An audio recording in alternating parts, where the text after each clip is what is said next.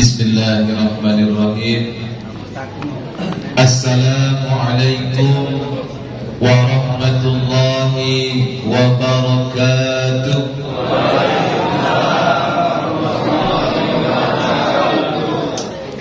Alhamdulillahi rabbil alamin. Alhamdulillahilladzi khalaqal azwaja kullaha mimma tunbitul ardu wa min anfusihim wa mimma la ya'lamun. Alhamdulillahilladzi khalaqal mauta wal hayata liyabluwakum ayyukum ahsanu amala. Allahumma salli wa sallim wa barik ala nabiyyina wa habibina wa syafi'ina wa maulana Muhammadin sallallahu alaihi wasallam wa ala alihi wa sahbihi ajma'in. Subhanaka la ilma lana illa ma 'allamtana innaka antal alimul hakim. Amma ba'du. Yang dimuliakan Allah Subhanahu wa taala, senior kami Kakanda Ustaz Tony Setiawan MPD beserta seluruh kepengurusan Masjid Baitur Rahman yang dirahmati Allah Subhanahu wa taala, yang dimuliakan Allah Subhanahu wa taala, para asatidzah. Kami lihat malam hari ini banyak yang ustaz. Ada guru kami Ustaz Ahmada, ada guru kami Ustaz Badar, ada Ustaz Agus Kecipung. Semenjak pindah ke Cipung, tidak lagi Agus Sulawesi itu Pak. Agus Kecipung. Ada senior kami Ustaz Asbiri, ada Ustaz Tori, Ustaz Erpin. Masya Allah, banyaknya Ustaz hadir malam hari ini. Semoga dengan hadirnya orang-orang yang beriman, orang-orang yang soleh ini betul-betul akan menjadi keberkahan acara kita malam hari ini. Yang kami takzimi para orang tua kami, ada Bapak Roya, Pak Dadang, dan bapak-bapak yang lain. Mohon izin ini Pak, kalau dalam penyampaian nanti ada kata-kata yang dianggap kurang sopan, ada kata-kata yang dianggap kurang baik, kalaupun memang agak singgung dan tegur langsung sampai kepada kakak kami, kakak kami nyampai ke kami. Tidak apa-apa. Ini semata-mata untuk koreksi kami pribadi, demi untuk perbaikan bersama khususnya bagi kami. Selanjutnya yang dimuliakan Allah Subhanahu wa taala, saking mulianya, bahkan dimuliakan juga oleh Rasulullah, saking mulianya surga itu diletakkan di bawah telapak kakinya. Inilah ibu-ibu yang hadir malam hari ini. Semoga dengan kehadiran ibu-ibu malam hari ini juga akan menambah keberkahan kita pada kesempatan malam hari ini. Amin ya rabbal alamin. Kawan-kawan seperjuangan, teman-teman dari Ikatan Remaja Masjid Kabupaten Lombok Selatan, banyak yang hadir malam hari ini. Rombongan dari Taman Pancel, masya Allah ganteng-gantengnya ya. Kawan-kawan Irma Baitur Rahman juga, alhamdulillah malam hari ini hadir. Sama-sama kita belajar, sama-sama kita bersilaturahmi. Semoga pertemuan kita malam hari ini adalah pertemuan yang diridhoi oleh Allah Subhanahu wa taala. Ibu bapak yang dirahmati Allah Subhanahu wa taala, bersyukurlah kita kepada Allah karena sampai malam hari ini Allah masih menganugerahkan kepada kita nikmat keimanan. Ini nikmat yang sangat luar biasa. Ini nikmat yang tak bisa diukur atau diganti dengan materi. Karena kata Allah Subhanahu wa taala dalam Al-Qur'an, iman itulah yang akan menjadi pembeda antara kita ini yang dikatakan sebagai khairul bariyah atau kita yang dikatakan sebagai syarrul bariyah. Ayatnya jelas, innal ladzina kafaru min ahlil kitabi wal musyrikina fi nari jahannam khalidina fiha ulaika hum syarrul bariyah. Orang-orang kafir, artinya mereka yang tidak mengimani Allah, yang tidak mengimani akan adanya Al-Quran, kemudian mereka itu dikatakan adalah orang-orang yang akan kekal di dalam neraka, dan mereka itulah syarrul bariyah, seburuk-buruk dari makhluk ciptaan Allah. Bukan seburuk-buruk manusia, tapi seburuk-buruk makhluk ciptaan Allah. Tapi kemudian di kelanjutan ayat itu Allah mengatakan, innal ladzina amanu wa 'amilus solihati ulaika hum khairul bariyah. Dengan keimanan, dan karena keimanan itu dia beramal soleh, maka iman dan amal soleh itulah yang kemudian menjadikan dia sebagai makhluk terbaik di hadapan Allah Subhanahu wa ta'ala. Maka selama masih ada iman di dalam diri kita, maka yakinlah bahwa kita adalah salah satu dari golongan orang yang dikatakan sebagai khairul bariyah. Amin ya rabbal. Ibu bapak yang dirahmati Allah Subhanahu wa ta'ala, selanjutnya mari kita bersolawat kepada orang yang kita cintai, kepada orang yang kita rindukan, yang dimana nanti ketika orang-orang sudah tak mampu lagi bertemu dengan satu sama lainnya, ketika orang tua berlari dari anaknya, ketika istri berlari dari suaminya, suami berlari dari istrinya, anak berlari dari orang tuanya. Kata Allah dalam Al-Quran, yauma yafirul mar'u min akhihi wa ummihi wa abihi wa sahibatihi wa bani. Semua manusia pada waktu itu semuanya panik, sibuk mempertanggungjawabkan amal ibadahnya, sibuk mengingat dosa-dosanya waktu di dunia. Maka ketika berjumpa dengan orang lain, dia takut dituntut pertanggungjawabannya di yaumul kiamat. Maka ketika terjadi kepanikan yang luar biasa itu, datanglah Muhammad SAW dengan kasih sayangnya, dengan rasa cintanya, memberikan syafaat pertolongan kepada kita. Semoga kita yang hadir malam hari ini adalah orang-orang yang telah akan mendapatkan syafaat dari beliau di hari kiamat. Amin ya rabbal alamin. Ibu bapak yang dirahmati Allah Subhanahu wa ta'ala, kalau kita bicara tentang Isra wal Mi'raj, saya yakin banyak yang lebih paham di sini. Tapi setidaknya sama-sama kita mengambil hikmah. Apa sebenarnya peristiwa Isra Mi'raj itu? Lalu apa yang bisa kita ambil pelajaran dari peringatan, dari peristiwa tersebut? Kita mulai dari kisah perjalanan Rasulullah. Rasulullah Nabi Muhammad SAW itu, ibu bapak, bukan pertama kalinya datang ke Palestina. Waktu kecil Nabi Muhammad itu sudah pernah ikut pamannya berdagang ke Palestina. Dulu nama itu negeri Syam. Ya, kalau sekarang jadi Palestina, jadi Irak, jadi kota-kota yang lainnya, ya. Jadi dulu namanya itu adalah negeri Syam. Nah, Nabi Muhammad itu waktu kecil itu pernah berjalan ke negeri Syam, membawa barang dagangan, naik onta. Perjalanannya menempuh perjalanan hari itu ratusan hari, berbulan-bulan baru sampai ke negeri Syam. Tiba di negeri Syam, bertemulah rombongan ini dengan seorang pendeta bernama Pendeta Bukhaira, yang pada waktu itu pendeta ini melihat ada keanehan. Ada awan yang menaungi rombongan ini. Kemana rombongan ini pergi, di situ ada awan yang menaungi.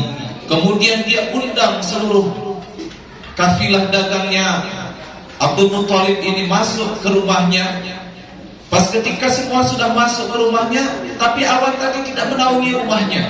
Kemudian ditanyalah Abu Thalib, wahai saudaraku, apakah semua rombongan sudah masuk ke dalam rumah ini? Sudah, kata Abu Thalib.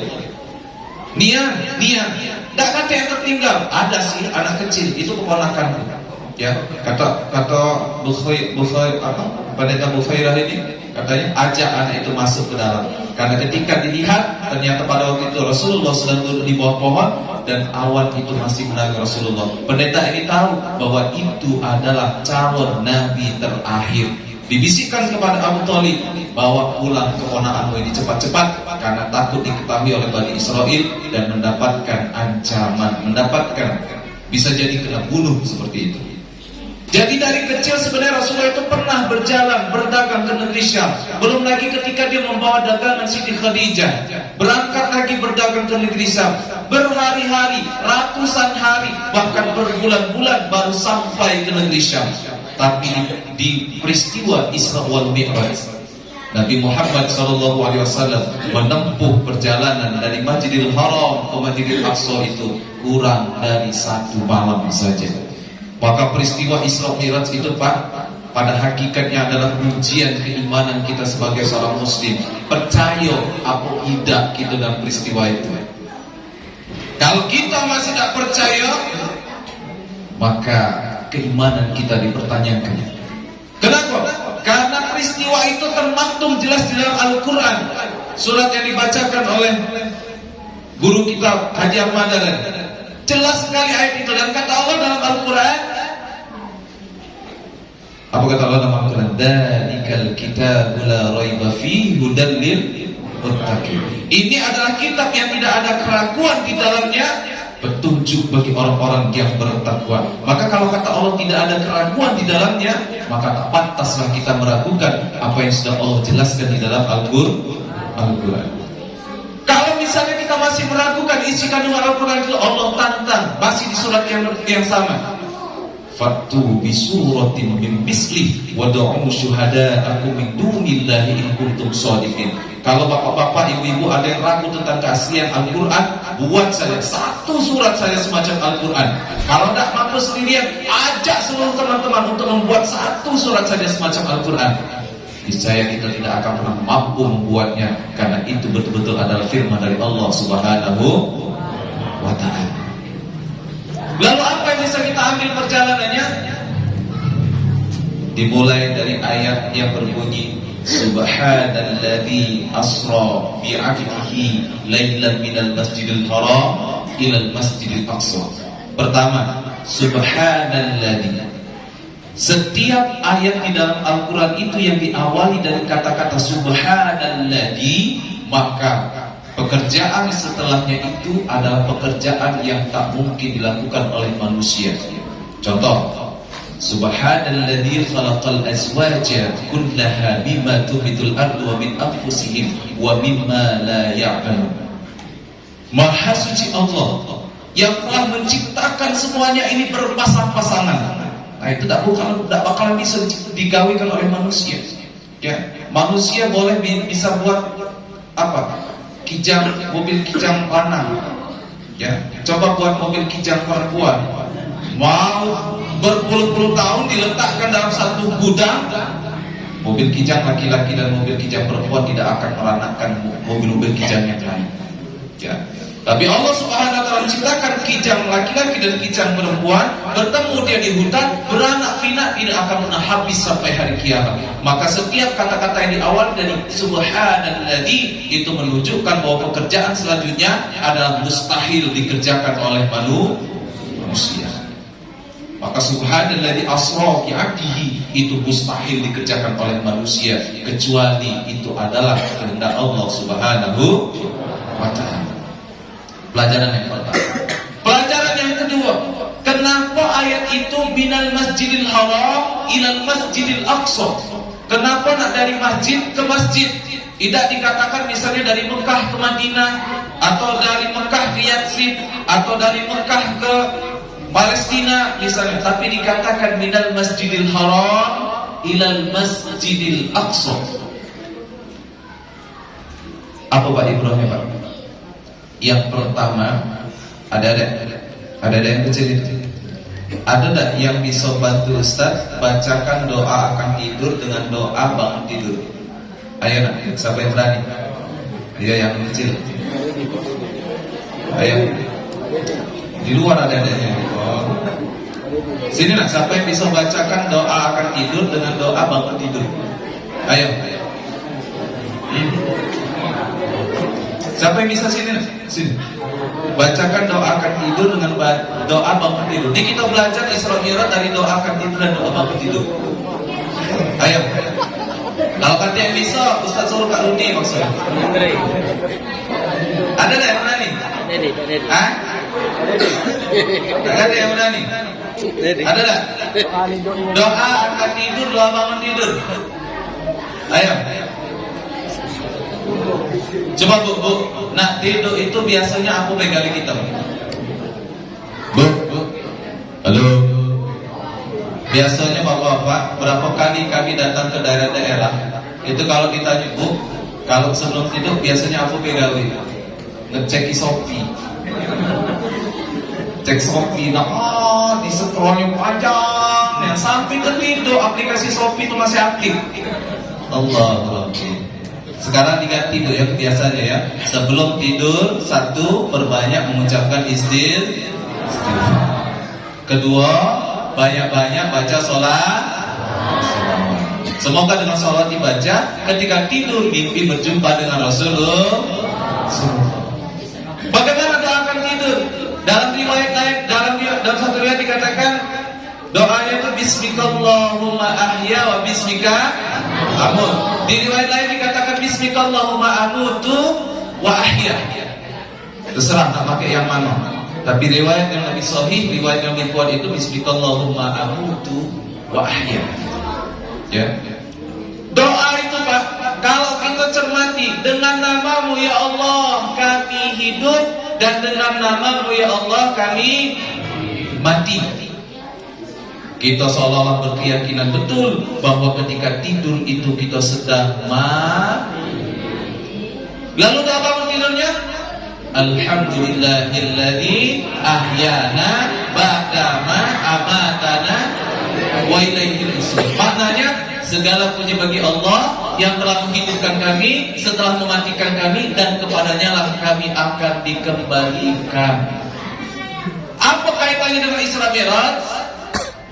Bu, halo. Kenapa dari masjid ke masjid? Seolah-olah Allah ingin memberikan pelajaran dari kita kepada kita bahwa mulailah. Isra itu kan perjalanan, Pak. Isra itu kan maknanya perjalanan. Hidup kita ini perjalanan bukan? Hidup kita ini perjalanan bukan? Perjalanan. Perjalanan menuju kehidupan berikutnya, yaitu alam barzakh, untuk selanjutnya sampai kepada alam akhir. Maka sekarang tanpa kita sadari kita lagi melalui proses Isra. Walaupun Isra itu diterjemahkan dengan perjalanan malam, tapi bisa kita ambil perjalanan kehidupan. Allah sedang mengajarkan kepada kita, maka Isra itu hendaknya diawali dari masjid ke masjid. Ketika subuh hari Pak, ketika bangun di subuh itu Bu, apa yang pertama kali kita dengar?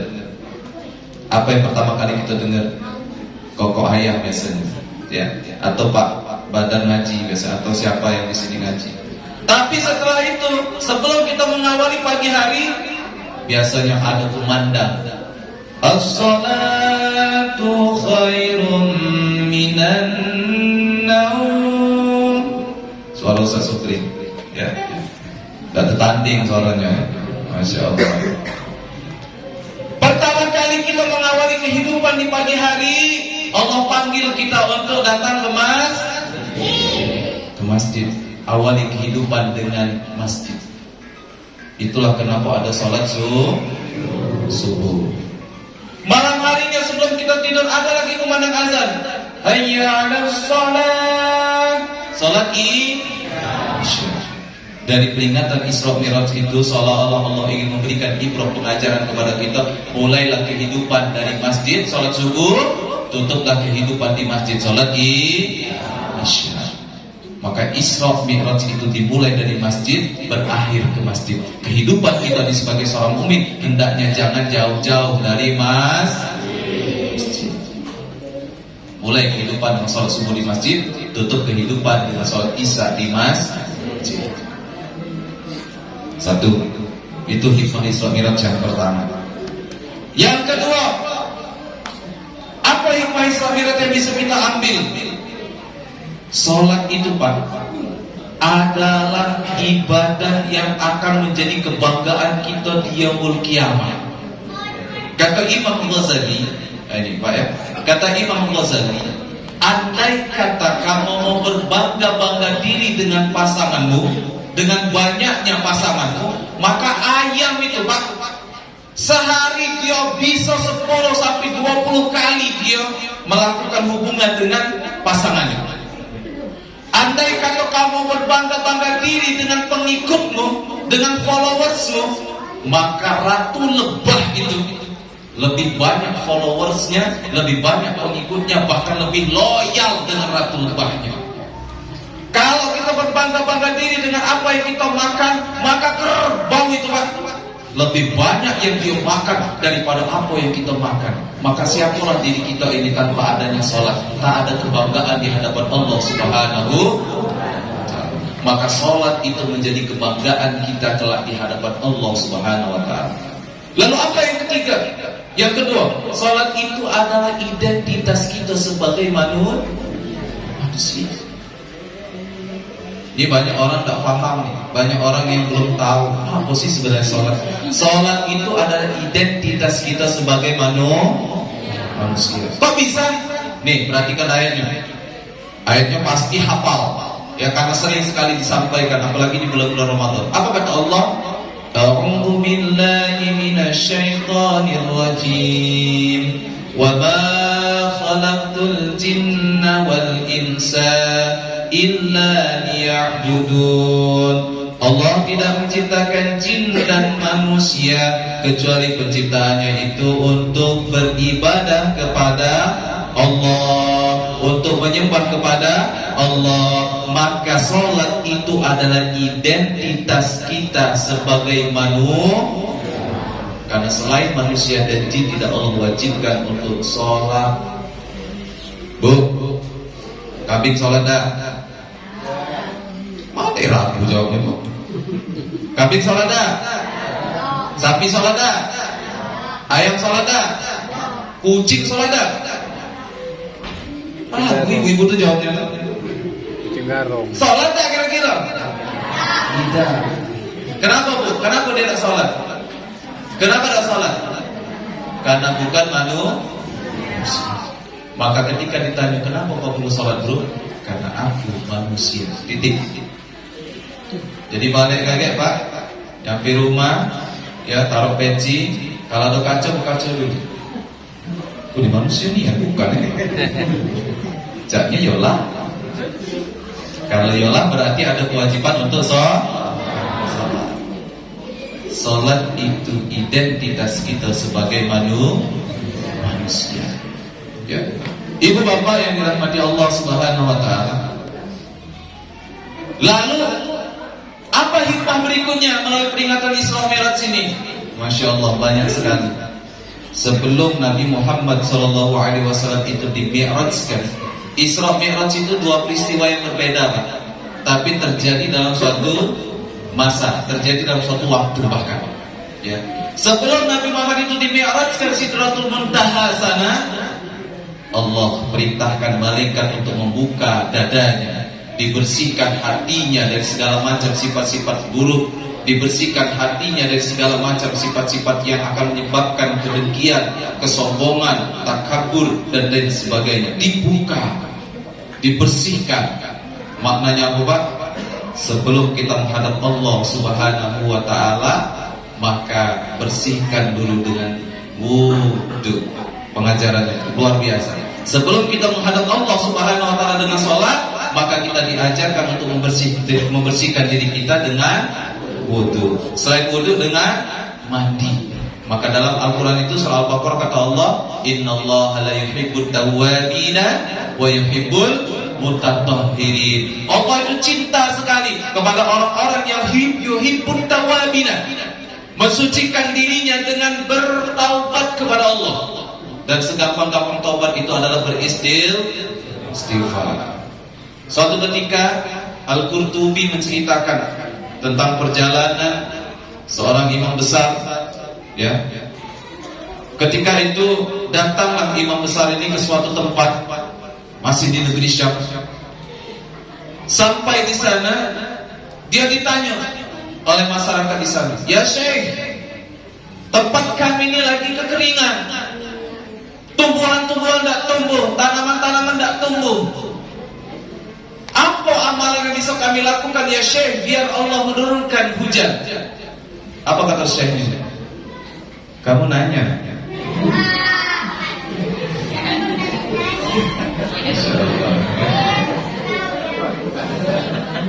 Apa kata imamnya ini? Berbanyak istighfar. Datang lagi orang lain, "Ya Syekh, kami dalam keluarga lama Syekh, lah 10 tahun lebih, tapi kami belum dikaruniai seorang anak. Apa amalan Syekh yang bisa kami lakukan agar kami dikaruniai seorang anak?" Kata Syekhnya tadi, berbanyak istighfar. Datang lagi yang lain, "Ya Syekh, aku juga pengen punya anak ya Syekh, tapi belum punya anak Syekh." Kata dosennya, kalau nikah belum? Belum. Ya nikah dulu. Tidak. Mana punya anak? Syarat punya anak tuh punya istri. Allah. Artinya bu, kadang masalah yang kita hadapi di depan kita itu semata-mata karena kurangnya kita mohon ampunan kepada Allah. Maka banyak-banyaklah mohon ampunan kepada Allah. Ya, bagaimana caranya? Beristighfar. Yang bagus istighfarnya. Astagfirullahaladzim. Ya Allah, hari ini ya Allah. Betul Bu ya? Bu, sebelum tidur banyak-banyak muhasabah. Ya Allah, apa yang sudah aku lakukan hari ini ya Allah. Astagfirullahaladzim. Pagi tadi ya Allah aku marah-marah sama anakku ya Allah. Astagfirullahaladzim. Tadi ya Allah di pasar ya Allah aku curang sedikit ya Allah. Astagfirullahaladzim. Tadi di sekolahan ya Allah aku marah-marah sama anak-anak di sekolah. Astagfirullahaladzim. Ya bapak-bapak, siang tadi ya Allah aku marah-marah sama istri ya Allah. Astagfirullahaladzim. Siang tadi ya Allah aku bersinggungan dengan temanku di kantor ya Allah. Astagfirullahaladzim. Banyak-banyak beristighfar karena kata Allah, A'udzu billahi minasyaitonir rajim. Bismillahirrahmanirrahim. Wasari'u ila maghfiratin min rabbikum wa jannatin arduha as-samawati wal ardh u'iddat lil muttaqin. Warga Kecimpung, segera kepada rahmat dan ampunan Allah Subhanahu wa taala. Karena ketika Allah Subhanahu wa taala memberikan rahmatnya, memberikan ampunannya, wa jannatin arduhas samawati wal ardh, maka Allah akan menyiapkan surga arduhas samawati wal ardh yang seluas langit dan bumi, uiddat lil muttaqin, diperuntukkan bagi orang-orang yang bertakwa. Kalau sudah dapat ampunan, maka banyak-banyaklah mohon ampunan kepada Allah. Tapi nak benar, pakai istighfarnya para anbiya. Bu, istighfar Nabi Adam kayak mana bu? Istighfarnya Nabi Adam kayak mana bu? Istighfarnya Nabi Adam itu bu, Rabbana zallamna anfusana wa illam taghfir lana wa tarhamna lanakunanna minal. Itu istighfarnya anbiya, istighfarnya Nabi Adam. Ngapa kita nak banyak-banyak istighfar ini Pak? Ini nih Jamal ini. Jamal paling tahu kualitas sholat kami kayak mana. Kami paling tahu sedekah kami kayak mana, sudah sebanyak mana duit yang kami sedekahkan. Kami yang paling tahu bagaimana dengan bacaan Al-Quran kami. Lalu kami baca sejarah Nabi Adam itu bu, sekali seumur hidup dia salah. Nabi Adam itu sekali berbuat kesalahan seumur hidup. Kata Allah, apa awal surat itu saya lupa. Qala ya Adam uskun anta wa zawjuka jannata wa kula minha raghadan haitsu shi'tuma wa la taqraba hadhihi asy-syajarata fatakuna minaz zalimin. Kesalahan Nabi Adam itu cuma sikap. Kata Allah, hai Adam, silakan nikmati ini fasilitas surga. Apa yang ada di surga ini kau nikmati, silahkan. Tapi Adam tolong jangan dekati sikok pohon ini baik. Sikok pohon ini baik jangan didekati. Bukan cuma didekati, dimakan buahnya. Sikok kesalahan Nabi Adam Allah usir dari surga. Kita sehari 10 kali buat salah berharap masuk surga. Nyambung tak kira-kira? Maka banyak-banyak beristighfar. Istighfarnya Nabi Adam itu Rabbana zalamna, dengan istighfar itu Allah jatuhkan cintanya kepada Nabi Adam. Lalu yang kedua, istighfarnya Nabi Yunus. Kayak mana istighfarnya Nabi Yunus? La ilaha illa anta subhanaka inni kuntu minaz zalimin. Itu istighfar para anbiya, istighfar para nabi. Dan istighfar Nabi Muhammad, Allahumma anta rabbi la ilaha illa anta khalaqtani, dan seterusnya. Yang kita kenal dengan Sayyidul Istighfar. Banyak-banyak membaca istighfar, banyak-banyak mengampunan kepada Allah Subhanahu. Kita kembali ke hikmah Isra Mi'raj. Jadi Rasulullah itu sebelum dimi'rajkan ke Sidratul Muntaha sana, disucikan oleh Allah segala keburukan-keburukan di hatinya. Maknanya ketika kita menghadap Allah Subhanahu wa taala, hendaklah datang dengan hati yang bersih. Jangan sholat sambil merunduk, jangan sholat sambil jeduk ya. Kalau lagi marah, damaikan dulu marahnya. Bu, Pak, belajarlah tingkatkan kualitas sholatnya. Cara meningkatkan kualitas sholat itu setidaknya ada 2 yang Allah sebutkan dalam Al-Quran. Selebihnya bisa kita pelajari dari para ulama, bisa kita pelajari dari para ustaz-ustaz. Apa kata Allah? Wasta'inu bis-sabri was-salat wa innaha lakabiratun illa 'alal khashiyin alladziina yazunnuna annahum mulaqu rabbihim wa annahum ilaihi raji'un. Mintalah kepada Allah pertolongan dengan sabar dan salat. Tapi itu akan menjadi sesuatu yang berat, illa 'alal khashiyin, kecuali bagi mereka orang-orang yang bisa khusyuk. Siapa mereka? Yang ketika salat, alladziina yazunnuna annahum mulaqu rabbihim, ketika dia salat seolah-olah ada Allah yang lagi dia hadapi. Ada Allah yang sedang dia hadapi. Maka sholat itu sebaiknya kita selesaikan kalau urusan dunia. Ibu, misal kasih contoh, sebelum sholat masak sayur asem, goreng iwa asin. Lagi panas, letak di atas meja, tidak ditutup. Sholat, Allahu Akbar. Lagi sholat atau kucing lewat, ya. Itu otomatis pasti pikiran, alah iwa asin belum ditutup, ya. Maka Masya Allah, sholat seperti itu susah. Nah, jadi jaminan kita dimasukkan Allah ke dalam surga. Maka tidak cukup sholat, tapi harus banyak-banyak mohon ampunan kepada Allah, ya. Maka ibu bapak, alladziina yazunnuna annahum mulaqu rabbihim, orang yang bisa khusyuk sholat itu adalah ketika dia sholat seolah-olah ada Allah di hadapannya.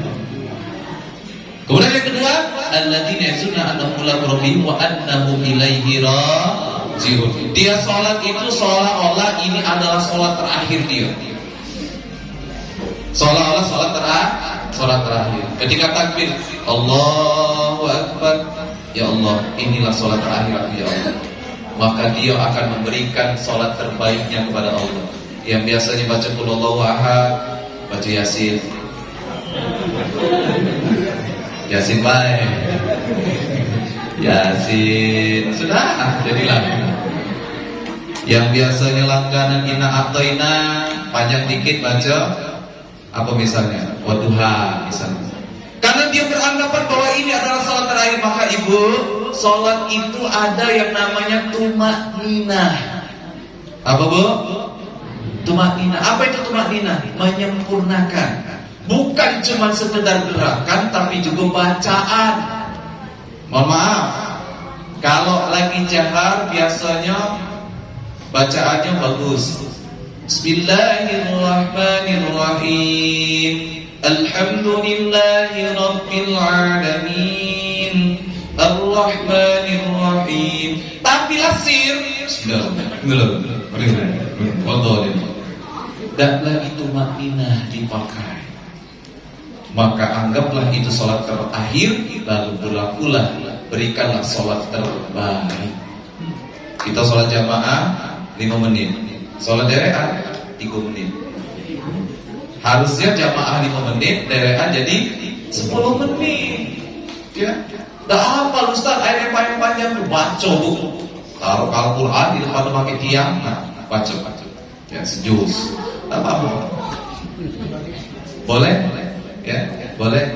Maka ibu bapak yang dirahmati Allah Subhanahu wa taala, karena kita menganggap ini adalah sholat terakhir, maka lakukan yang terbaik untuk sholat itu. Bukan cuma sekedar gerakannya yang tumakninah, tapi bacaannya juga tumakninah. Allahu Akbar. Nah, imam itu kita tidak tahu dia baca yang mana kalau ruku ini. Apa dia baca subhana rabbiyal azim wa bihamdihi 3 kali, apa dia baca subhanakallahumma wa bihamdika Allahumma ighfirli. Tidak tahu kita. Karena imam juga tidak pernah ngomong. Ya, imam juga tidak pernah ngomong, aku nih kalau sholat imami, kalau sujud baca yang ini, ruku baca yang ini. Sehingga kadang kita jamaah itu kita bacanya subhana rabbil azim wa bihamdi, baru subhana rabbil azim wa bihamdi. Imam sudah sami Allahu liman hamidah, baru sekali baca. Maka banyak jamaah itu yang baca subhana rabbil azim wa bihamdinya 3 kali tapi dikebut. Subhanallah, sami Allahu liman hamidah. Itu namanya tidak tumakninah. Bagaimana caranya? Kalau imam sudah berangkat, kecuali yang rukun-rukun disani, cukup 1 kali saja, tapi disempurnakan. Contoh, Allahu Akbar, subhana rabbil azim wa bihamdihi. Cukup, tapi sempurna bacaannya. Ya, jangan Allahu Akbar, subhanallah. Jadi tidak bagus kan? Tidak tumanina. Kalau memang apa namanya itu, tidak terkejar lagi. Nah, subhanallah wa bihamdihi. Subhanallah. Sami Allah liman hamidah. Rabbana lakal hamd.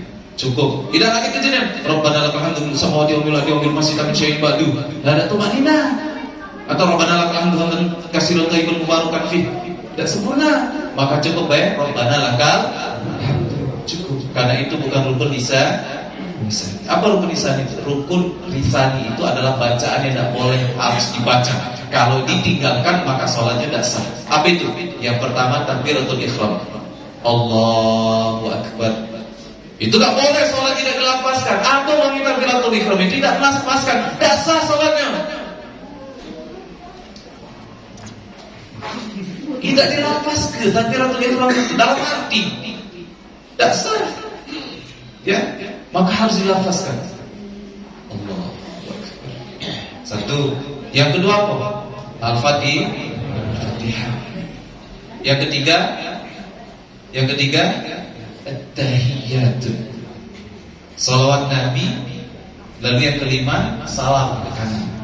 Assalamualaikum warahmatullahi. Itu yang tidak boleh ditinggal. Ya, selain itu boleh kalau imamnya cepat. Kalau imamnya lambat, sempurnakan bacaannya, bagus, lebih bagus. Ya, maka ibu bapak yang Allah, salat berikan yang terbaik kepada Allah Subhanahu Wa Taala. Anggaplah ini adalah salat terakhir. Karena sejatinya salat itu sebenarnya bukan untuk Allah. Salat itu untuk diri kita sendiri. Maka jangan beranggapan ketika kita salatnya untuk Allah. Bukan. Salat itu justru untuk kita sendiri. Ibu bapak yang Allah. Maka sebelum kita menghadap Allah Subhanahu Wa Taala, sucikan diri kita dengan sebaik-baik kesucian. Yang kalau lalainya apa Pak? Yang kalau lalai, buang air kecil. Ini mohon maaf, saya yakin sekali masih banyak yang buang air kecilnya sambil berdiri. Mohon maaf. Ya, coba setelah malam hari ini kita rubah kebiasaan satu ini, kita usahakan buang air kecil itu jongkok. Jongkok bukan duduk. Kalau duduk cak kamu tuh kan. Mak mana puluh nak buang air kecil kan? Jongkok. Cak mana jongkoknya? Jadi mohon maaf ya. Kaki kiri itu sedikit lebih rendah dari kaki kanan. Nah, seperti ini. Ya, seperti ini. Bukan seperti ini atau seperti ini, tapi agak sedikit. Nah, yang ini agak sedikit lebih tinggi dari kaki kiri, seperti ini. Ya. Lalu digoyang. Ini untuk bapak-bapak Bu. Ya, bapak-bapak. Ya, seperti itu. Lalu maaf, ibu bapak yang Allah, setelah buang air kecil itu, sunnahnya di antara bagian depan dan di belakang itu tengah-tengahnya ditekan. Ada kulitnya di situ tuh. Lentik lah ya. Jadi kalau ditekan, sisanya keluar. Maka jangan heran kalau setelah buang air kecil lah lama duduk, tapi pas ketika bangkit seperti ada yang keluar nyusul. Karena kulitnya tak kamu tahan, tak kamu tekan itu. Ya, maka tekan kulit di tengah-tengah itu. Nah, rusak kulit. Ayo, buka kulitnya tuh. Ya. Biar tuntas. Setelah itu disunahkan untuk berdehem. Bu, kalau bapaknya bawa air kecil kamar mandi itu dosa heran. Memang seperti itu diajarkan. Ya, setelah itu baru dibasuh. Karena kenapa? Pernah saya sampaikan, Ibnu Abbas itu pernah suatu ketika berjalan sama Rasulullah. Lagi jalan sama Rasulullah, masuk kebun kurma. Di dalam kebun kurma itu ada kuburan. Lalu Rasulullah ini ngampai kelopak kurma, dibelahnya dua. Di kuburan itu masing-masing penumpang tadi ditancapkannya sikok-sikok. Ditanya oleh Ibnu Abbas, ya Rasulullah, apa dia maksudnya ini? Kata Rasulullah, tahu tak kau bahwa penduduk di alam kubur ini sedang mendapatkan siksa dari Allah Subhanahu wa taala? Apa penyebabnya ya Rasulullah? Sepele, satu, tidak bersih ketika bersuci, ketika taharah. Yang kedua, galak ngadu domba. Ya. Ngadu domba apa?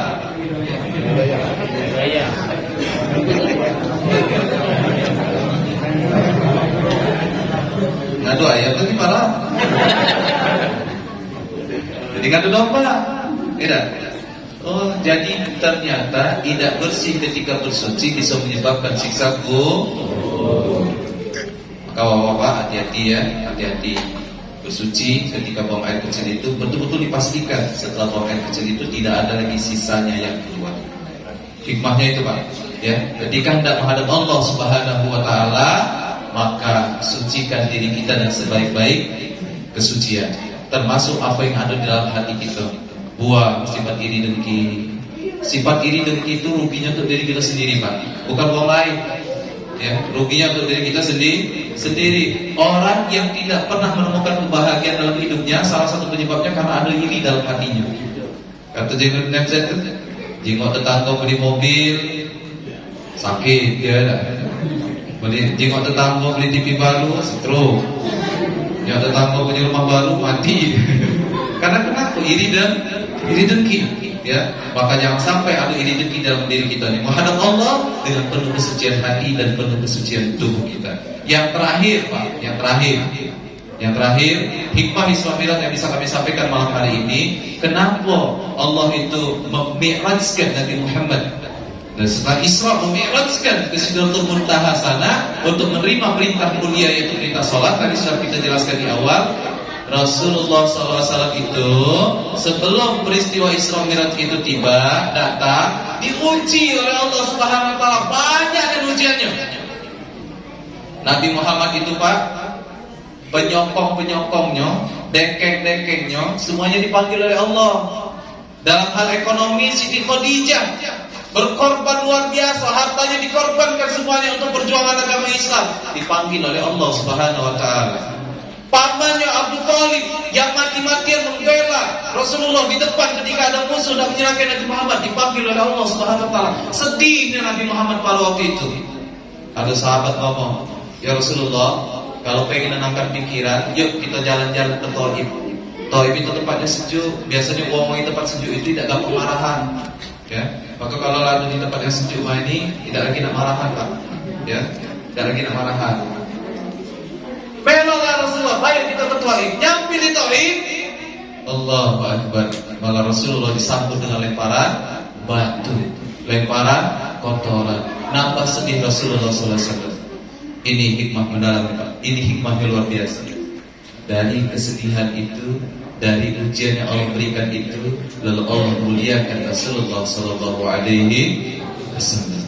Maknanya, ingat, dalam Al-Quran itu banyak sekali ayat yang mengatakan, salah satunya fa inna ma'al usri yusra, inna ma'al usri yusra. Ketika sedang mendapatkan ujian dari Allah, ingatlah bahwa di balik kesulitan itu pasti akan ada kemudahan, dan di balik kesulitan pasti ada kemudahan. Maka ketika Allah menguji kita dan kesulitan, jalani. Ya, yakinlah bahwa ini adalah ujian dari Allah semata-mata untuk menguji keimanan kita. Bahkan jelas dalam Al-Quran kata Allah apa? Ayatnya apa kita semua? Apa kata Allah? Wala nabluwannakum bisyai'in minal khawfi wal ju'i wa naqsim minal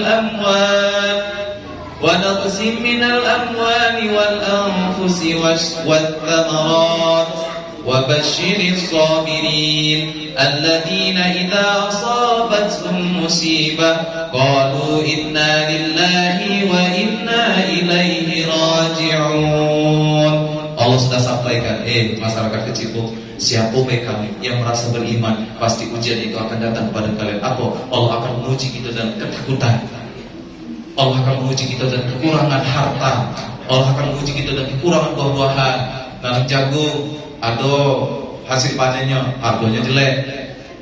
Ada harganya, hasilnya yang jelek.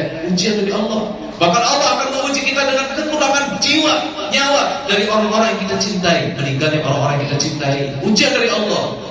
Tapi kata Allah, berikan kabar gembira kepada mereka yang ketika diuji, dia kemudian berpasrah diri kepada Allah, bertawakal kepada Allah. Puncak ketawakalan tertinggi seorang muslim itu adalah ketika dia sampai pada pemahaman inna lillahi wa inna ilaihi raji'un. Anak dari siapa anak?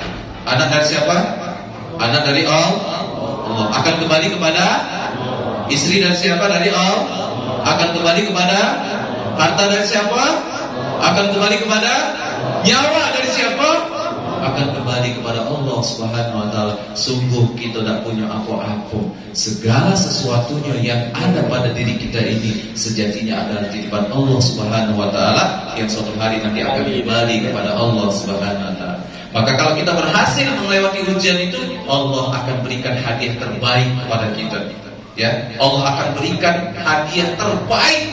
Apa itu? Ashabul Jannah, menjadikan kita sebagai penduduk surga. Ibu bapak yang dirahmati Allah Subhanahu wa taala, ini saja hikmah. Yang pertama, tadi apa Pak? Yang pertama, hikmah Isra Mi'raj. Mulailah kehidupan dari masjid dengan sholat subuh, akhiri kehidupan di masjid dengan sholat isya. Tapi sholat-sholat yang lain dari itu juga, zuhur, asar, maghrib. Balik dari sini tinggal 2 rakaat lagi, tinggal 2 waktu lagi. Kacau pula, ya. Maksudnya awali dengan sholat subuh, akhiri dengan sholat isya. Sholat yang lain tetap kerjakan. Yang kedua, sholat itu adalah identitas kita sebagai manusia. Kalau kita merasa manusia, tidak lagi besok nak kesiangan subuh. Kalau kita merasa manusia, tidak lagi kita nak menyanyiakan waktu yang Allah berikan. Kalau kita merasa manusia, tidak ada lagi sholat-sholat yang bolong. Yang ketiga, sebelum menghadap Allah Subhanahu wa taala, betul-betul kita harus suci dari segala bentuk kotoran, baik yang sifatnya lahiriah maupun yang sifatnya zahir. Yang keempat, yang kelima, ingatlah setiap kali ada ujian itu semata-mata cara Allah Subhanahu wa taala ingin mengangkat derajat kita setinggi-tingginya. Karena ketika kita berhasil menghadapi ujian, Allah akan berikan pahala terbaik bagi kita, balasan terbaik bagi kita, yaitu surga. Amin ya rabbal alamin. Ini saja Ibu Bapak yang bisa kami sampaikan pada kesempatan malam hari ini. Kiranya kalau ada salahnya, ini semata khilaf kami pribadi. Kalaupun ada betulnya, semata-mata ini hidayah dari Allah Subhanahu wa taala. Mudah-mudahan bermanfaat bagi kita semua. Mohon maaf sekali lagi khususnya kepada pengurus masjid, ya, kalaupun apa yang kami sampaikan tidak sesuai dengan harapan, saksikanlah bahwa sesungguhnya kami ini bukan siapa-siapa, masih belajar, yang berusaha untuk menyampaikan, berusaha untuk mengingatkan diri kami pribadi. Dan sekali lagi kepada Allah kami mohon ampunan. Subhanakallahumma bihamdika, asyhadu an la ilaha illa anta, astaghfiruka wa atubu ilaik. Assalamualaikum warahmatullahi wabarakatuh.